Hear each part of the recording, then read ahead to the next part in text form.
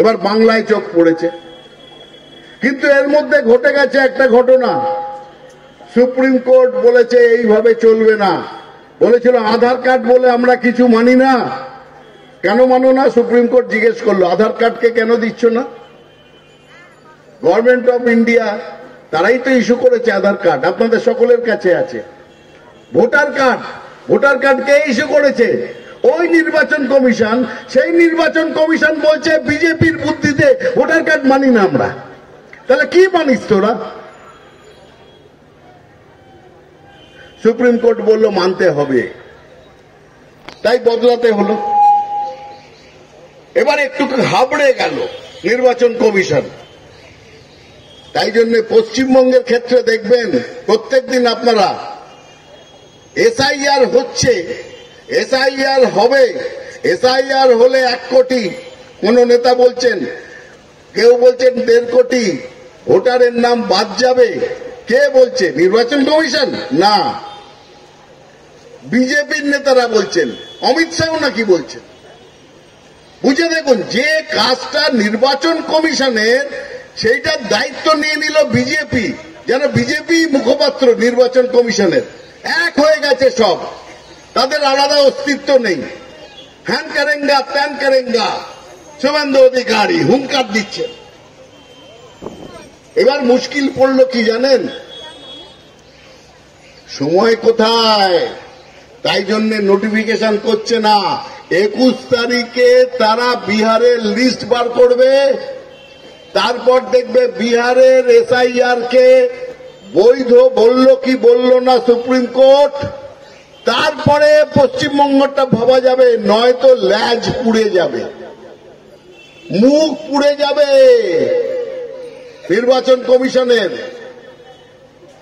শুধু তর পাচ্ছেন, লম্পঝম্প করছেন বিজেপির কিছু নেতা। আরে দেখে নেব, আজকে যদি থাকতো মামা পিটিয়ে তো মায় করতো ধামা। আপনারা শুনেছেন তো সুকুমার রায়ের সেই কবিতা। আজকে যদি হয় এসআইআর, তৃণমূল তোমার আর নেই পার, পেছনের দরজা দিয়ে ঢোকার মতলব। আবার কয়েকজন বলছে এবার তো রাষ্ট্রপতি শাসন হলো বলে আর ক্ষমতা থাকলে একদিন কর না, দেখি না কত ক্ষমতা আছে। চ্যালেঞ্জ তো দিয়েছেন, মমতা বন্দ্যোপাধ্যায় চ্যালেঞ্জ করেছেন, এসআইআর করো না করো, একজন বৈধ ভোটারের নাম বাদ গেলে আমরা বুঝে নেব। আর আপনাদের আরো একটি কথা বলি, প্রত্যেক বুথে কোন দলের সংগঠন আছে পশ্চিমবঙ্গে? তৃণমূল কংগ্রেসের। প্রত্যেক ভোটারকে চেনে কোন দলের কর্মীরা? তৃণমূল কংগ্রেস। প্রত্যেক ভোটারের পাশে সুখে দুঃখে সুবিধেতে অসুবিধেতে দাঁড়ায় কে? বিপদে আপদে কে থাকে? তৃণমূল কংগ্রেসের কর্মীরা। আমাদের অত ধমক চমক দেবেন না। অমিত বাবু, তুমি মামা হতে পারো, তোমাকে নিয়ে শুভেন্দু বলতে পারে আজকে যদি থাকতো মামা, অমিত মামা। কিন্তু বাংলায় তোমার নামে কেউ ভয় পায় না। তোমার তর্জন গর্জন কি আমরা বুঝে গেছি। 2021-এ বহুবার বলেছিলে আগলাবার 200 পার।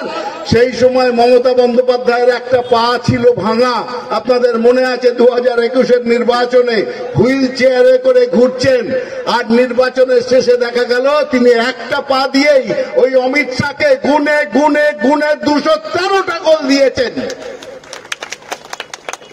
পালিয়ে গিয়েছিলেন।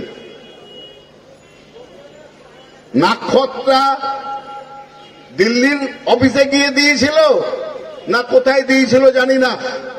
বিজেপির বন্ধু যারা পুরো দূরে আছেন তারা বলতে পারবেন অমিত শাহ কোথায় নাক্ষত দিয়েছিলেন 213টা গোল খাওয়ার পরে।